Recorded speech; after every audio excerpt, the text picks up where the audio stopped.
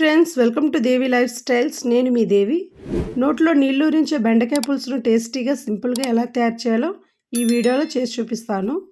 ఇలా చేసిన బెండకాయ పులుసును అన్నంలో కానీ వేసుకొని తిన్నారంటే భలే టేస్టీగా ఉంటుంది. మీరు ఒకసారి కొలతలతో బెండకాయ పులుసును ట్రై చేయండి.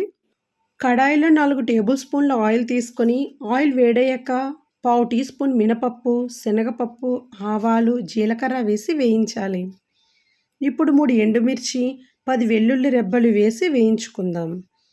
సన్నగా తరిగిన 2 పెద్ద సైజు ఉల్లిపాయ ముక్కలను వేసి 6 పచ్చిమిర్చి ముక్కలు వేసి కొద్దిగా కరివేపాకు వేసి ఫ్రై చేసుకుందాం. ఉల్లిపాయ ముక్కలను మరీ ఎక్కువగా ఫ్రై చేయాల్సిన అవసరం లేదు.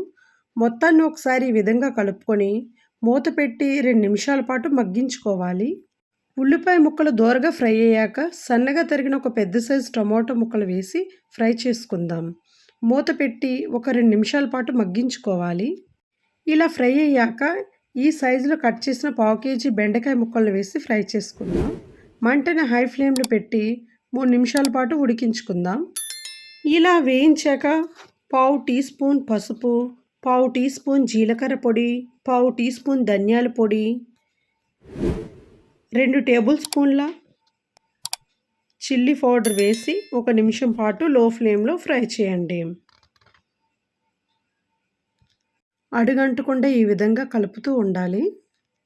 ఇప్పుడు పెద్ద నిమ్మ సైజ్ అంత చింతపండు నుండి తీసిన రసాన్ని యాడ్ చేయండి. పులుసు ఎక్కువగా కావాలనుకుంటే 1 గ్లాస్ వాటర్ని యాడ్ చేసుకోండి. మొత్తం కలిసేటట్టుగా ఒకసారి ఇలా కలుపుకోండి. పులుసు త్వరగా చిక్కబడాలంటే మూత లేకుండా కుక్ చేసుకోండి.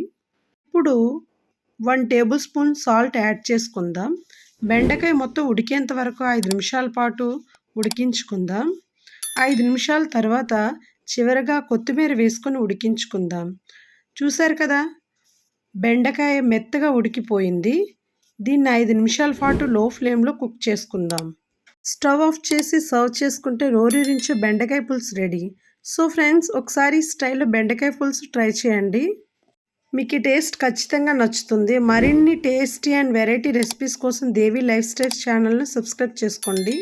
Thank you for watching. Bye.